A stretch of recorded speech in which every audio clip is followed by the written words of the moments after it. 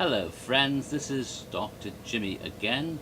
Once more we are about to head deep into the depths of the past and explore the history of Halloween Horror Nights.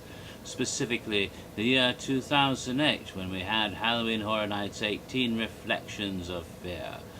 I didn't stop and check, but I think this is the 11th video I'm making for this particular section of Horror Nights history. Oh well, the real number will be on the video so you can see it if I got it wrong just now. Anyway, before we get into it, I want to show off this shirt I'm wearing as a bit of a shout out. It says Jaws and Steam. Of course it's backwards on my video due to the technical whatever the hell it is that makes my videos come out in reverse, but it was designed by my friend Jeff, who may be known to some of you as Legacy on the various Halloween Horror Nights forums, also known as one of the insufferable know-it-alls or Norse gods of Halloween Horror Nights, as some people have labeled us. Oh well. Anyway, he has this scareware on Zazzle, and you can order an interesting shirts that he designs every year to go with Halloween Horror Nights. This of course was to fit in with the Saws and Steam house from last year, which in case you're wondering what I'm doing with this arm, I'm petting a bobcat who's lurking just out of camera view.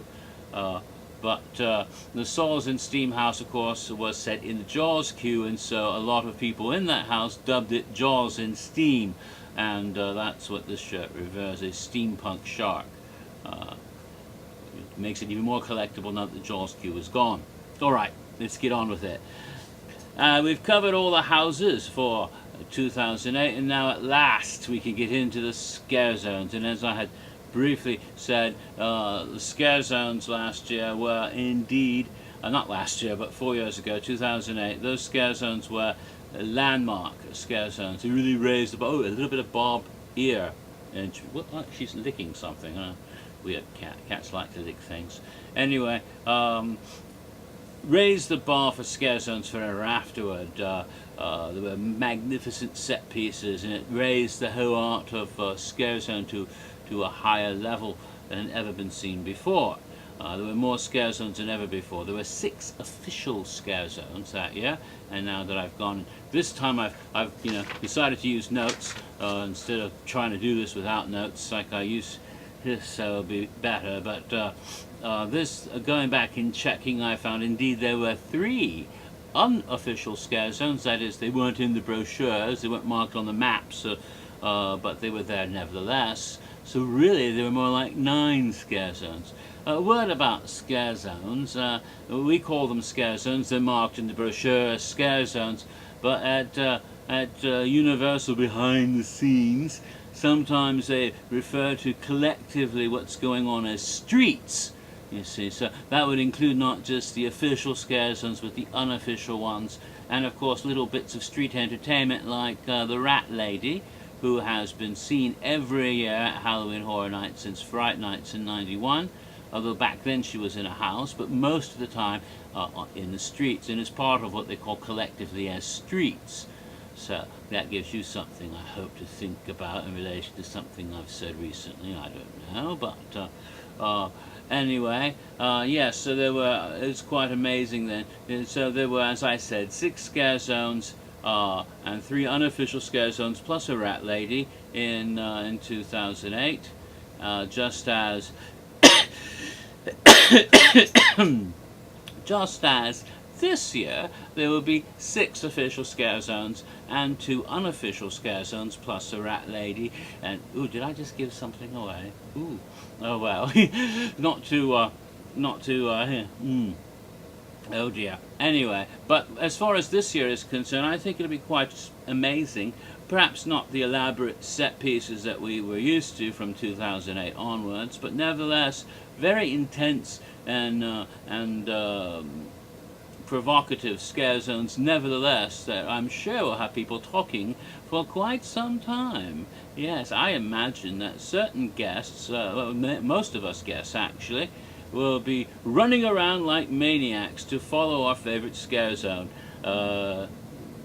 Well, I've said too much already.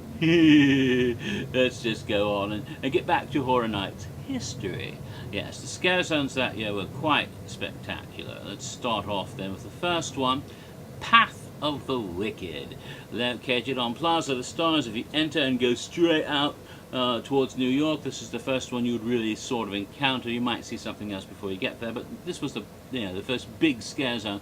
And there was the whole idea was that taken from L. Frank Baum's classic story, The Wizard of Oz, which has been, of course, reinterpreted in many ways over the years, from the MGM musical The Wizard of Oz, to the soul musical of the 70s, The Wiz, to the more recent musical based on the book by Gregory Maguire, Wicked, which is also a Universal production, by the way. And so Path of the Wicked featured these classic characters from The Wizard of Oz in a twisted way. The idea was that Dorothy was dead and the witch was triumphant. No melting for her, no, she was ruling over Oz, having rightfully triumphed over it all. And the first thing you saw was an enormous tower. Just to give you an idea that the scare zones are different this year. There was a huge tower, and on top of this castle, the witch herself in all her glory was up there, and she had a microphone so that she could interact with guests and taunt them and predict dire misfortune for them, yes, and all sorts of things, which was quite fun if you like that sort of thing. Then, of course, as you went into the zone with fog and shrouded streets, you had all sorts of nasty little twisted versions of the classic companions of Dorothy, the friends of Dorothy. I'm a friend of Dorothy. Anyway, friends of Dorothy there, the Scarecrow, the Tin Man, and the Lion. Only these were twisted evil versions, and they were sort of done up in a steampunk style, which was actually steampunk style, which was actually kind of appropriate because Baum's novel was written in the first decade, I believe. I don't know off the top of my head. Maybe it was 1911, but I think it was earlier, maybe 1903 or something. I'll have to go look it up. But it was written in the first early part of the 20th century during that steampunk era, so to speak, or actually not punk yet, but that's the era that steampunk gets its ideas from. So yeah, it fit in right in with the costumes. In fact, if you go to see the musical Wicked, all the sets and everything have a real steampunk look to them actually, in the costumes there, so it does really fit neatly. The Scarecrow had on his back the clothing that had been worn by Dorothy before she was killed, so it was just proving she was dead. The Tin Man had his axe all bloody, and he was looking for a heart because he didn't have one inside his metal chest, and he was looking for yours, yes. Rip it out of your chest and use it instead of... And then, of course, the Lion, I have to make a... The Lion was played by an African-American actor, muscular, athletic young man. There were two of them, of course, because there's a cast A and cast B, but I don't know which was which, but there's one gentleman in particular who played the Lion on one of the casts. His name is Tanakis Reese, and he's an outstanding performer at Universal. He was a scare actor that year, and he later appeared as a scare actor the following year in another scare zone. And in more recent years, the past couple of years, he's been in the Bill and Ted Show, where he's played Nellie, and then more recently Barack Obama, among other characters. So he's moved up into the stage productions at Halloween Horror Nights now, after having started as a character. Very talented, but he has a neat tattoo on his chest of a cross. And the cross actually resembles in some way that the Medal of Courage given to the Lion by the Wizard in the 1939 motion picture The Wizard of Oz, so I thought it was appropriate, his tattoo. But he's like shirtless, but he's got like sort of a were-lion with the lion's face and lion's claws and growling, snarling, but has this muscular, athletic body showing as well, and very much not cowardly in the least bit, more like ferocious, going to eat you, lion, yes. And of course there were the flying monkeys, which were the highlight of this zone because they were flying over your head. Of course, there were a few little monkeys running about as well in the zone, but there were flying over your head, and bungee cords going from Jimmy Neutron over to Shrek and back again. And that way made it set up a delightful, what they call the misdirection scares, where you're distracted scares, whatever. You're looking at, oh wow, what's that? And while you're doing that, of course, coming up behind you or underneath or next to you is a lion, a tin man, and then, oh my fuck, I've been scared. So that was a really nifty scare zone altogether. All right, next scare zone was in Shrek Alley. And again, all of this fit in with the themes for the event, which was the fairy tales and legends and urban myths and all these things blended together, and so it fit in really neatly. Each scare zone fit in with this concept to some degree, and giving more the story of Bloody Mary's world, and also fitting more Halloweenish, because of course witches are Halloweeny, absolutely. Oh, I forgot to mention, the witch herself, unlike the other characters, was the more traditional version of the witch. Not from the book, mind you, where she only had one eye, by the way, but from the movie, Wizard of Oz, and of course Wicked the musical. And they can get away with it because Universal produced Wicked the movie, right? Musical. They want to make a movie. I've heard weird rumors that Lea Michele might play Elphaba in the movie, but who knows? She's already getting old.